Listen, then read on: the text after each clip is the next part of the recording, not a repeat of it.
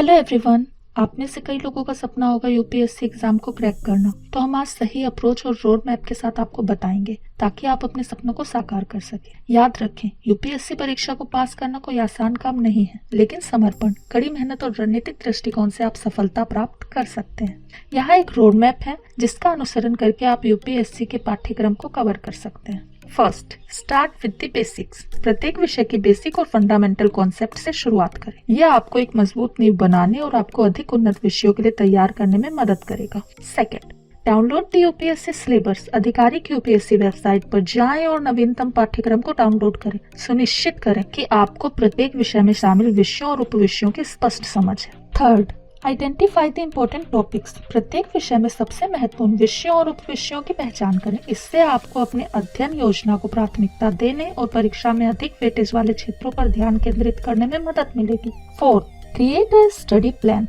एक बार जब आप परीक्षा पैटर्न और पाठ्यक्रम को समझ जाते हैं तो एक अध्ययन योजना बनाएं जो आपके स्केड्यूल के अनुकूल हो और जिसमें सभी विषयों को शामिल किया गया हो। एक टाइम टेबल बनाएं जो आपके समय को विभिन्न विषयों और विषयों के बीच विभाजित करे। Fifth, get the right resources. प्रत्येक विषय के लिए सही संसाधन प्राप्त करें। इसमें पाठ्य पुस्तकें, संदर्भ पुस्तकें, ऑनलाइन संसाधन और कोचिंग सामग्रियां शामिल हैं। उन्हें चुनें जो आपके सीखने की शैली के अनुकूल हो और विशेषज्ञों द्वारा अनुशंसित हो। 6, प्रैक्टिस मॉक टेस्ट्स। वास्तविक परीक्षा का अंदाजा लगाने के लिए नियमित रूप से मॉक टेस्ट का अभ्यास करें। इससे आपको अपने कमजोर क्षेत्रों की पहचान करने और उन पर काम करने में मदद मिलेगी। 7th, stay updated. देश और दुनिया की ताजा खबरों, घटना और घटनाक्रमों से खुद को अपडेट रखें। समाचार पत्रों, पत्रिकाओं और अन्य प्रासंगिक सामग्रियों को नियमित रूप से पढ़ें। 8th, improve writing skills. अपने लेखन कौशल का विकास करें क्योंकि यूपीएससी परीक्षा में लेखन एक महत्वपूर्ण घटक है। निबंध लेखन, प्रश्नों के उत्तर और लिखित संचार के अन्य रूपों का अभ्यास करें। 9th, revise regularly. रिवीजन महत्वपूर्ण है। सुनिश्चित करें कि आप नियमित रूप से दोहराते हैं और सब कुछ अंतिम मिनट तक ना छोड़ें। 10th, seek guidance. विशेषज्ञों, आकाओं और साथियों से मार्गदर्शन प्राप्त करें। ऑनलाइन समुदायों, कोचिंग संस्थाओं और चर्चा मंचों से जुड़े जहां आप परीक्षा की तैयारी कर रहे अन्य लोगों के साथ बातचीत कर सकते हैं। 11th, stay motivated. तैयारी प्रक्रिया के दौरान प्रेरित रहें। अपने आप को सकारात्मक लोगों से घेरें जो आपको प्रोत्साहित और समर्थन कर सकते हैं। यूपीएससी संघ लोक सेवा आयोग परीक्षा के 3 चरण हैं। पहला, प्रिलिमिनरी एग्जाम।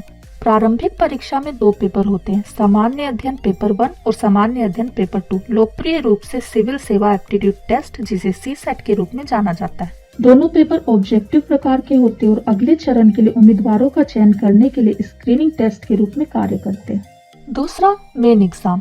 मुख्य रूप से 9 पेपर होते हैं जिसमें 2 क्वालिफाइंग पेपर और 7 पेपर होते हैं जिन्हें रैंकिंग के लिए गिना जाता है। पेपर में निबंध, सामान्य अध्ययन 1 से 4, वैकल्पिक पेपर 1 और पेपर 2 शामिल है।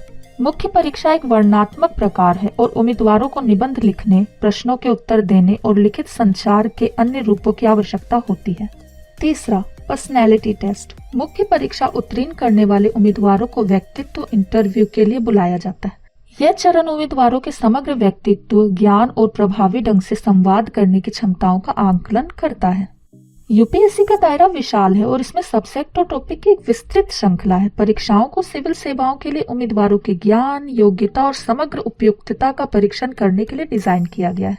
पाठ्यक्रम में इतिहास, भूगोल, राजनीति, अर्थव्यवस्था, पर्यावरण और पारिस्थितिकी, विज्ञान और प्रौद्योगिकी, अंतर्राष्ट्रीय संबंध, नैतिकता और योग्यता जैसे विषय शामिल हैं। परीक्षा उम्मीदवारों के लेखन कौशल, विश्लेषणात्मक क्षमताओं और वर्तमान मामले के ज्ञान का भी परीक्षण करती है।